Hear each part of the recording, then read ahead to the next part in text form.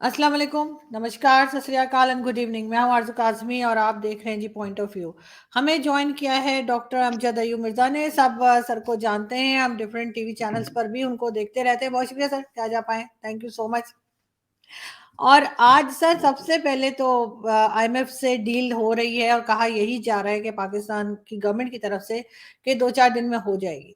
अब लोग परेशान हैं, आटे का भी एक आप जानते हैं कि इशू था, अभी तक है काफ़ी हद तक।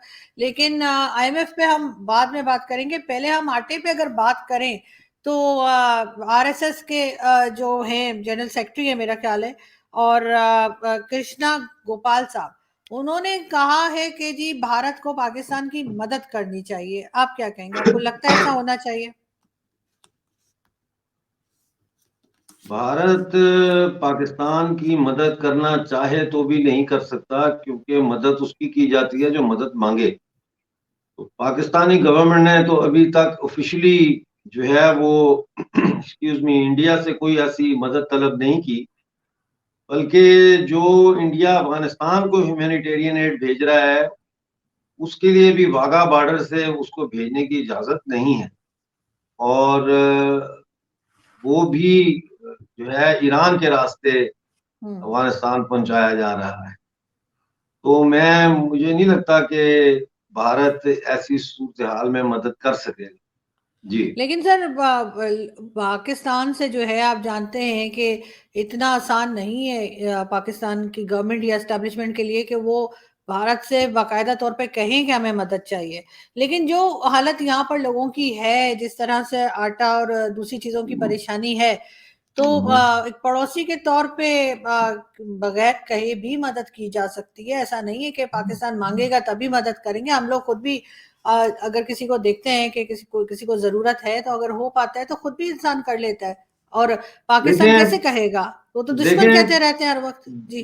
देखें इस वक्त जो है ना वो पाकिस्तान की भूखी अवाम और भारत की मदद के दरमियान आपकी पाकिस्तानी मिलिट्री एस्टेब्लिशमेंट की अना जो है ना, वो रुकावट है। और कोई चीज रुकावट नहीं है। भारत ने हमेशा मदद की है हमसाय ममालिक की। आपके सामने है, आज आप सुनती हैं कि श्रीलंका के हालात खराब हैं या श्रीलंका में ये हो गया या वो हो गया, उन्होंने उठा लिया, उसको संभाल लिया है। हम्म। तो यही होता है, हमसायों का हक होता है जैसे आप कह रही हैं। लेकिन देखें ना, अब अगर इंडिया मिसाल के तौर पे, हमारी बड़ी कोशिश है कि जम्मू के रास्ते और लेह अपना कारगिल के रास्ते हम अपने लोगों को कम से कम पीओजे के और जीबी के लोगों को आटा, दालें, चीनी, चावल भेजें।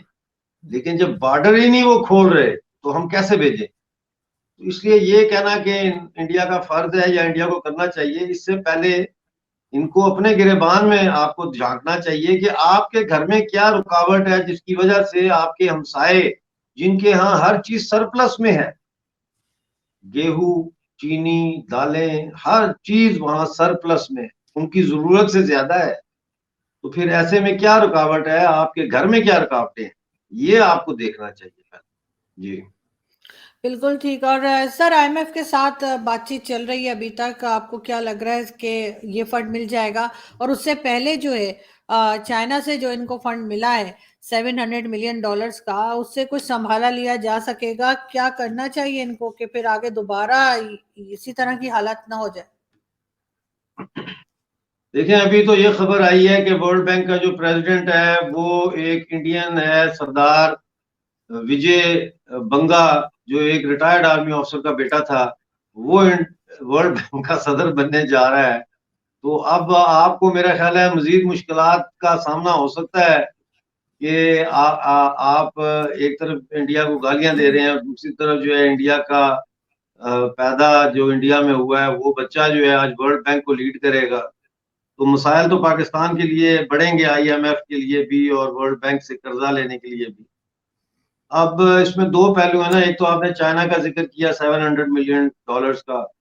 वो देखें, आपके इस वक्त फॉरेन करेंसी रिजर्व तकरीबन $2 बिलियन हैं। तो वो अगर ये उसमें डालें तो ये 2.7 बिलियन बन जाते हैं, स्टिल इनसफिशिएंट। और दूसरा ये है कि अगर आप इसको डेट सर्विसिंग के लिए इस्तेमाल करते हैं या तनख्वाहें देने के लिए या फौज को राशन खरीद के देने के लिए करते हैं, और तो फिर भी 700 मिलियन 2 हफ्ते की मार है। इसी तरह आ जाए आईएमएफ पे, आईएमएफ का एक 1.2 बिलियन का जो कर्जा आप ले रहे हैं, वो कर्जा जो शराइत वो लगवा रहे हैं आपसे, हैवी टैक्सेस की और सब्सिडीज खत्म करने की, एक्सेट्रा एक्सेट्रा, उसका मकसद सिर्फ ये है कि जो पिछला आपने लिया हुआ है वो मेक श्योर करना चाहते हैं कि पहले आप वो इकट्ठा करके अपने अकाउंट में डालें, ताकि हमें ये गारंटी हो कि जो पिछले कर्जे दिए हैं उनकी किस्तें जो हैं और सूद, वो भी बिला रुकावट आईएमएफ को वापस मिलेगा, तो फिर आपको 1.2 मिलेगा। अब 1.2 जो है उसके बारे में मैं यही कहूंगा कि too late and too little, ये अगर आ भी जाता है तो इसका पाकिस्तानी मीशत के ऊपर कोई बहुत बड़ा जो है ना वो ऐसा इफेक्ट नहीं होगा, स्टेबलाइजिंग फैक्टर नहीं होगा, ये गायब हो जाएगा। पहले भी अरबों डॉलर गायब हुए हैं, ये 1.2 बिलियन डॉलर भी पता भी नहीं चलेगा कहाँ गया, क्योंकि आपके इतने सारे सुराख हैं। मिसाल के तौर पर ये छत है, इसमें सुराख है, बारिश का पानी आता है, मुझे 10 बोरी चाहिए सुराखों को भरने के लिए, आप मुझे 1 बोरी दे रहे हैं, तो मैं उस 1 बोरी से कौन कौन सा सुराख बंद करूंगा? नतीजा ये होगा कि इधर से मैं उनको सुराखों को बंद करूंगा, तो कुछ देर के बाद वो सुराख फिर वहां से पानी निकलना शुरू हो जाएगा, थोड़ा थोड़ा सीमेंट लगाऊंगा तो तो इसलिए सर ये ये इन तो सभी। हाँ, सर ये तो कह रहे हैं कि अपने खर्चे कम करेंगे, और कई तरह के इन्होंने अनाउंसमेंट भी किए हैं कि जिसमें मिनिस्टर्स के खर्चे भी कम किए जाएंगे, और यहाँ तक कि फौज के भी खर्चे कम करने की बात की जा रही है। तो थोड़ा बहुत मेरे ख्याल है मैनेज करने की कोशिश तो कर रहे हैं ये। मैंने कहा ना, too late and too little, hmm. ये आज से 20 साल पहले ये चीजें होनी चाहिए थी, और अब इनका कोई खास इफेक्ट नहीं पड़ेगा। और ये कितना बचा लेंगे? 100 बिलियन रुपीज, चलो फॉर एग्जांपल अगर ये मिसाल के तौर पर बचा लेते हैं, तो what is 100 billion rupees? It's nothing. Hmm. इस तरह से नहीं होता ये। आपको अपने कंट्री को स्टेबलाइज करने की जरूरत है सबसे पहले, और आपको फौरी तौर पर जो है वो कश्मीर के इशू को एड्रेस करना पड़ेगा। आपको इंडिया के साथ बैठ के इस मामले को वंस एंड फॉर ऑल इसको हल करना पड़ेगा, टेरिटरीज खाली करनी पड़ेंगी। और इसके साथ साथ आपको जो ये आपके कॉन्स्टिट्यूशन में जो लिखा हुआ है कि इस्लाम जो है वो हमारा सरकारी दीन है, इसको निकालना पड़ेगा। मजहब किसी भी रियासत का सरकारी दीन नहीं हो सकता। आज की दुनिया तजारत की दुनिया है। आज की दुनिया वो नहीं है, आज से 2000 साल पहले की दुनिया जहाँ क्रूसेडर, या 1000 साल पहले की दुनिया जहाँ क्रूसेडर्स एक तरफ से आते थे और तुर्क जो है वो दूसरी तरफ से इस्लाम का झंडा लेके आते थे और जंगें होती थी। आज का दौर तजारत का दौर है, आज का दौर फरावानी का दौर है, और फरावानी के दौर में आपके यहाँ क्या पड़ा हुआ है? आपके जेब में पैसे नहीं है, तो there is something seriously wrong in your approach towards not only national issues but international, global and regional, most importantly regional issues. So you have to, go back to the drawing board and start all over again. जी। मगर sir बात तो सारी यही है ना कि अगर हम उसमें से रिलीजन को निकाल देंगे, तो फिर वो टू नेशन थ्योरी का क्या होगा? वो तो फिर एकदम ही फेल हो जाएगी, और कह दिया जाएगा कि जी वो तो थी ही नहीं। मगर अगर हम आगे बढ़े और बात करें इमरान खान की, जेल भरो तहरीक चल रही है उनकी, तो वो जिसमें कि कोई अरेस्ट होना ही नहीं चाह रहा, केपीके से तो अभी तक एक भी नहीं आया, सब भाग गए। लेकिन आपको लग रहा है कि ये इस किस्म की एक्टिविटीज जो है पॉलिटिकल पार्टीज इस वक्त कर रही हैं, जब मुल्क की ये हालत हुई हुई है कि पैसे पैसे को मोहताज है, आपको लगता है कि ये कामयाब हो सकेंगे इमरान खान? देखें, ये जो जेल भरो तहरीक है या बाकी जो भी इस वक्त पॉलिटिकल अनरेस्ट चल रही है, इसकी वजह से तो इकॉनमी खराब नहीं है। हम्म। इकॉनमी तो खराब होने की वजह से ये पॉलिटिकल इंस्टेबिलिटी है आपके। ये झगड़ा क्या है? पीटीआई का, मुस्लिम लीग का, आर्मी का, अदलिया का, इनके आपस में जो टकराव है, उस टकराव की जो बुनियादी जो रीजन है कॉन्फ्लिक्ट की, वो है कि इकोनॉमी को अब कैसे बचाया जाए। इमरान खान अपना एक मौकफ रखते हैं कि इसको कैसे बचाया जाए, मुस्लिम लीग नून अपना रखती है, फौज अपना रखती है, और अदलिया जो है वो जैसे वो गेंदों की होती है ना, जगलिंग, वो जगलिंग कर रही है। अच्छा, इमरान खान को जमानत पे रखो, इसको अंदर ना करो, इसको शायद ये जीत जाए तो हो जाए, शायद। वो जगलर्स हैं। अब उसमें यह है कि दिन ब दिन इस जगलिंग में गेंदों का इजाफा होता चला जा रहा है और उनकी प्रैक्टिस नहीं है 3 या 4 गेंदों से ज्यादा के साथ जगल करने का। लिहाजा ये सिस्टम भी आपका कोलैप्स की तरफ जा रहा है। आपकी जुडिशरी भी अब मुतनाज़ा हो चुकी है। आपके जजेस, सुप्रीम कोर्ट, चीफ जस्टिस सब मुतनाज़ा हो गए। तो पीछे क्या रह गया? फौज को तो सर वो पहले ही तो मुतनाज़ा कर दिया है, अब सियासतदानों को भी मुतनाज़ा कर दिया, अदलिया को भी मुतनाज़ा कर दिया। तो अब अवाम किसकी सुनेंगे? किसी की नहीं सुनेंगे, किसी पे भरोसा नहीं करेंगे। तो सर इसके जिम्मेदार तो ये लोग खुद है ना, जिस किस्म के फैसले आते हैं, जिस तरह से आर्मी एक्ट करती है, जिस तरह से पॉलिटिशियन काम करते हैं, ये नहीं, लोग खुद इस पे जिम्मेदार है ये अपने। नहीं है अब जिम्मेदार। इमरान नहीं, खान ने जो नहीं, नहीं, जेल ये भरो तहरीक जिम्मेदार शुरू नहीं की, है। वो भी फेल है। ये सियासतदान इसके जिम्मेदार नहीं है। इसकी सिर्फ और सिर्फ अगर कोई जिम्मेदार है तो वो फौज है, जिसकी मुसलसल मुदाखलत की वजह से पाकिस्तान का सियासी कल्चर तबाह हो गया। और बजाय अवाम के ऊपर सियासी पार्टियां भरोसा करें और अवाम से सच बात करें और अवाम की हमायत हासिल करने के जोर पर वो इक़्तिदार में आने की कोशिश करें, वो फौजी जर्नैलों को खुश करने के जरिए अपनी सियासी पोजीशन को इस्तेहकाम देने की कोशिश करते हैं। चाहे इमरान खान हो, चाहे शहबाज शरीफ हो, किसने बाजवा से जाके खुफिया मुलाकातें नहीं की रात के अंधेरों में? किसने नहीं की? सब ने की। तो उसकी वजह यह है कि फौज के पास सारी पावर है। तो ये इल्जाम देना कि जी सियासतदान फौजी जर्नैलों से मिलते हैं, इसको उल्टा करें। फौज के भाई सियासतदानों के बाद चारा ही कोई नहीं आपने छोड़ा, तो इसको उल्टा करें कि फौज जो है वो पाकिस्तान के सियासतदानों को हब्से बेजा में रखा हुआ है उन्होंने, वो टच से मस नहीं हो सकते। लिहाजा कसूर पाकिस्तानी फौज के जर्नैलों का है, जिसकी वजह से आज इवन फौज के सिपाही जो है वो 2 वक्त की सही रोटी नहीं खा पा रहे, और कमांडर जो है वो क्वार्टर मास्टर जनरल को खत लिख रहे हैं जीएचक्यू में कि भाई हम अपने सिपाहियों को 2 वक्त की रोटी भी सही तरह से नहीं दे सकते, तो हमारे ऊपर मजीद कटौतियां ना लगाएं। ये सूरत हाल है जी। बिल्कुल ऐसा ही है, लेकिन खैर यहाँ पे मानने को तो कोई तैयार होता नहीं है, और कहा यही जा रहा है फौज की तरफ से कि हम मजीद इंटरफेयर नहीं कर रहे, लेकिन खैर करते हुए नजर आ रहे हैं। उनके कहने ना कहने से फर्क नहीं पड़ता। लेकिन सर अगर हम दोबारा बात करें भारत की और पाकिस्तान की, तो हमेशा से जी, ये देखा गया कि जब कांग्रेस की गवर्नमेंट होती है तो पाकिस्तान के साथ टर्म्स बड़े अच्छे होने लग जाते हैं और पाकिस्तान से भी बड़ी वाह वाह होती है। जबकि जब बीजेपी की गवर्नमेंट जब से आई है तो सिर्फ नेगेटिव कमेंट्स ही जाते हैं, और अजीब अजीब किस्म की बातें कभी आरएसएस को लेकर, कभी किसी बात को लेकर कही जाती है। इसकी क्या वजह है? वैसे तो इमरान खान ने उसमें से निकलने के देखें, बाद बहुत तारीफें आपने की हैं गवर्नमेंट आरएसएस से। का जिक्र किया है। हम्म, आरएसएस तो एक खुदाई खिदमतगार किस्म की तंजीम है। हम्म, आरएसएस कोई दहशतगर्द तंजीम तो है नहीं, बड़ी ऑर्गेनाइज्ड है। और कोविड के दौरान जो आरएसएस ने जिस तरह से पूरे देश को संभाला, वॉलंटियर वर्क किया, और आरएसएस के लोग उसमें कोविड का शिकार होकर मरे भी। तो अब पाकिस्तान तो हर चीज को जिसके साथ इंडिया जुड़ा हुआ है या उसका नाम जुड़ा हुआ है या कोई शनाख्त जुड़ी हुई है उसको डिमोनाइज करता है, तो इसलिए हम्म, इसको तो छोड़े। अब बात यह है कि मैं पाकिस्तान के जो सियासतदान हैं, ये पाकिस्तान के हुक्मरान घरानों से ताल्लुक रखते हैं, अपार्ट फ्रॉम इमरान खान।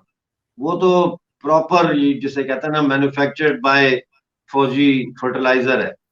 तो बाकी जो है वो तो हुक्मरान घरानों से हैं। अब जब तक ये सियासत की जो निटी ग्रिटी है और सियासत की जो बागडोर है, जो रेंज है ऑफ पॉपुलर पॉलिटिक्स, ये जब तक मिडिल क्लास और लोअर मिडिल क्लास के हाथ में नहीं आती, उस वक्त तक वो विल पैदा नहीं हो सकती सियासी बयानिए में जो फौज को उठा के बाहर फेंके सियासत से। आपको पूरी फौज नहीं चाहिए। आपकी जो पूरा फौज में जो पढ़ाया जाता है, मुजाहिद इस्लाम के नाम पर जो फौजियों की ब्रेन वॉशिंग की जाती है, इसके बजाय आपको अवाम की फलाह और अवाम के मफादात के दिफा का बयानिया लेकर नई फौज बनानी पड़ेगी। आपका बहुत बहुत काम खराब है, और ये सिर्फ मेरे एक कहने से ये ठीक होने वाला नहीं है। इसके लिए पूरा बोर्ड बैठना चाहिए डॉक्टरों का, इस मरीज के लिए पूरा बोर्ड बैठना चाहिए, बल्कि बाहर से भी कंसल्टेंट बुलाया जाए कि भाई इसको क्या करें, और इसको सर्जरी के डिपार्टमेंट में रखें। बेशक इंटरनल मेडिसिन के डॉक्टर्स या ईएनटी के डॉक्टर्स भी उसका इलाज करें, और आई स्पेशलिस्ट भी बुलाएं कि उनकी विजन सही हो। ईएनटी स्पेशलिस्ट को बुलाएं कि देखो इसका कान ठीक है, ये सुनता नहीं है, इसका गला चेक करो, हर वक्त यहाँ से गालियां ही निकलती हैं। तो लेकिन इसको सर्जरी के डिपार्टमेंट में रखेंगे, किसी वक्त भी चीरा दे के खोल के कोई ना कोई तब्दीली करने की जरूरत पड़ सकती है। आपको वो अंदाजा नहीं है आरजू के आपका मुल्क इस वक्त किस कदर भयानक तबाही का सामना कर रहा है। आप सब डिनाइल में हैं, आप भी, फखर भी, बाकी जितने आप जैसे जर्नलिस्ट हैं, यूथ है, स्टूडेंट लीडर्स हैं, लेफ्ट है, आपका बायां बाजू है, लाहौर में वो हकूक दो तहरीक है एक्सेट्रा, सब डिनाइल में है, सब डिनाइल में है। वो समझते नहीं कुछ ना कुछ हो जाएगा, क्योंकि आपको ये तरबियत दी गई है कि अल्लाह मदद करेगा, कोई नहीं, जो होता है अल्लाह की मर्जी से होता है, लिहाजा you are always waiting for Allah, Allah intervention. भाई Allah is not going to intervene in under these circumstances. अल्लाह तो कहता है बकौल मुसलमानों के, ये अल्लाह तो कहता है कि इंसान हीला करेगा तो मैं वसीला बनूंगा। आपने हीला क्या किया है? आपने ये क्या किया, बलूचिस्तान में एक माँ और उसके दो जवान बेटों को कत्ल करके कुएं में फेंक दिया है। ये माशरा है, ये समाज है जहां इंसाफ के लिए, एक गिरफ्तारी के लिए, एक एफआईआर कटवाने के लिए औरतें, बलूचिस्तान की औरतें जो है 4 दिन 4 रातें धरना देती हैं सर्दी में। कोई मॉरल्स ही नहीं है नहीं इस सोसाइटी के। नहीं सर, मैं तो खैर कभी डिनाल मोड में नहीं रही। मैं तो हमेशा इंडियन टीवी तक पे एक्सेप्ट किया है जो कुछ हो रहा है यहाँ पे, जो सच्ची बात है मैं तो वही की है। लेकिन ये सर वो बलूचिस्तान की जो बात आप कर रहे हैं, बिल्कुल वो दो बेटों को उनके मारा गया है, और लेकिन वो खातून खैर जिंदा मिल गई हैं। अब उसके ऊपर एक्शन क्या होता है, अभी तक तो कुछ नहीं हुआ, और जाहिर है वहाँ के सरदार जितने स्ट्रॉन्ग है आपको भी मालूम है। लेकिन सर लास्ट में उनको कश्मीर किसने का क्या। स्ट्रॉन्ग किया है? वहां के सरदारों को किसने स्ट्रॉन्ग किया? पाकिस्तान की फौज ने स्ट्रॉन्ग किया सोलतारी के लिए। वो भी बिल्कुल ऐसा ही पाकिस्तान है। की फौज का वो कसूर भी है। सर, वो भी सब मान रहे हैं, अब उस बात को भी लोग मान रहे हैं, लेकिन क्या तो करें। ठीक है, आप माने। आम आदमी की बात कर रहे हैं कि आम आदमी आए और वो कुछ चेंज लाए। आम आदमी इतना ताकतवर कब से हो गया कि वो आ सके पावर में और कुछ मुल्क में काम कर सके। आप देख लें, जिसको भी किसी भी पार्टी को चेक कर सकते हैं, सब में यही पैसे वाले पार्टियां लोग बैठे इनकलाब हैं। नहीं करती आरजू बेटी, पार्टियां इनकलाब नहीं करती, फर्द इनकलाब नहीं करते, इनकलाब अवाम करती है। और उस इनकलाब में से अवाम अपनी पार्टी बनाती है, इनकलाब के लम्हात में से वो इनकलाब नए लीडर पैदा करता है।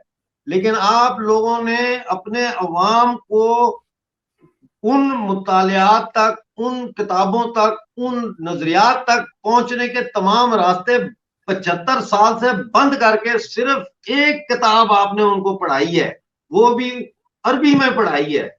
और फिर वो वर्ल्ड विजन लेके जब निकले हैं तो वो दहशतगर्दी बनेंगे, और क्या बनेंगे, साइंसदान थोड़ा ना बनेंगे। तो ये इनकलाब आएगा, और अगर इस इनकलाब का रुख जो है वो नहीं सही होगा तो फिर यहाँ अनारकी होगी, और इसका कोई तरीका नहीं है। पाकिस्तान के बाएं बाजू ने या दाएं बाजू ने, आइदर वे, कंजर्वेटिव राइट ने या लिबरल लेफ्ट ने, कोई प्लानिंग नहीं किया आज तक, कोई लायामल नहीं दिया, सवाए इसके कि एहतजाज, मुजाहरे, जिंदाबाद मुर्दाबाद करने के और कल्ट वर्शिप करने के। जो आपका लेफ्ट है वो या तो मार्क्स को वर्शिप करता है कि वो जो है अक्ले कुल था, और या लेनिन को करता है, या ट्रॉट्स्की को करता है, या स्टालिन को करता है, या मौजेतुंग को करता है। और जो आपका राइट है वो तमाम खुलफाए राशिदीन और तमाम जो खलीफा थे जितने भी, उनकी कल्ट वर्शिप करता है।